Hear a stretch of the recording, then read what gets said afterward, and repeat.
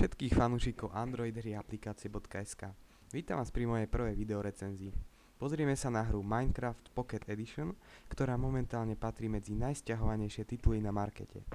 Je však tento kúsok od štúdia Mojang naozaj taký uchvatný? Minecraft Pocket Edition je hra pre Android, ktorej predlohou je teraz už naozaj známa a veľmi populárna sandboxová PC hra Minecraft.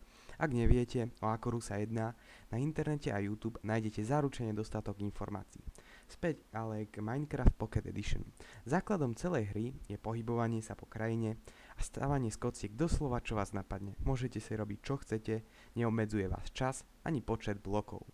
Herná krajina sa generuje podľa seedu, ktorý zadáte pri vytváraní vášho sveta. Seed je akési heslo a môže to byť číslo, slovo, skrátka hocičo, čo napíšete do kolónky seed. Podľa toho sa vygeneruje váš herný svet. Ako som už povedal, k dispozícii máte rôzne druhy kociek, alebo lepšie povedané blokov, z ktorých si môžete postaviť, čo sa vám len zapáči. Vrecková verzia Minecraftu zdieľa s tou ozajstnou zatiaľ len kreatívny mód, no aj ten je dosť osekaný. Z ponuky blokov si môžete vybrať napríklad kameň, tehly, vlnu či sklo. Je ich dosť, no v originálnej PC hre je ich o dosť viac. Z tohto materiálu môžete stáť pevnosti, domy, podzemné komplexy, podvodné stanice, skrátka je to na vás. Ale ako som už povedal, ak ste hrali Minecraft na počítači, kreatívny mód vás príliš neočarí, aspoň zatiaľ. V nastaveniach máte rôzne možnosti, za najpodstatnejšie považujem nastavenie grafiky, ktorú si môžete prispôsobiť podľa výkonu vášho zariadenia. Ak si nezaškrtnete políčko Fancy Graphics, hra zníži vykresľovaciu vzdialenosť, výsledkom čoho je akási hmla, ktorá je v určitej vzdialenosti od vás a vašej postavy. To môžete poznať aj z normálneho Minecraftu na počítači.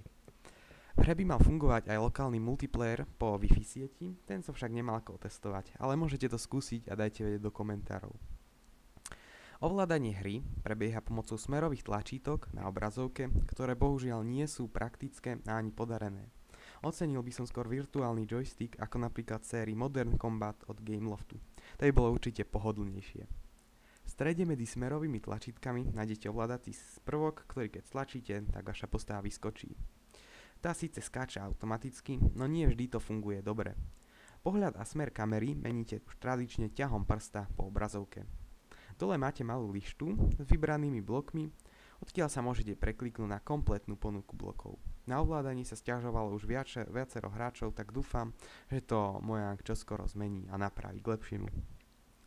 Minecraft Pocket Edition v podstate nie je zlá hra, no a ak ste fanúšikom normálneho Minecraftu, tak vás aj zabaví. Avšak stále to nie je ono a už len kvôli tej cene, asi 5 €, sa to teraz moc neoplatí. V budúcich updatech je sľúbený aj survival mod, ktorý tak dobre poznáme z PC verzie. Ten prináša do hry úplne iný rozmer, napríklad monštra, vytváranie si predmetov, ťažbu surovín alebo striedanie dňa a noci. No a preto dúfam, že čoskoro sa dostane tiež aj do tejto Pocket Edition verzie. Čo je ale podstatné je fakt, že Minecraft sa dá hrať aj na mobiloch. Je to len alfa verzia, ale skrátka to funguje, no a tie nedostatky sú ospravedlniteľné. Takže to je všetko. Uvidíme sa na budúce.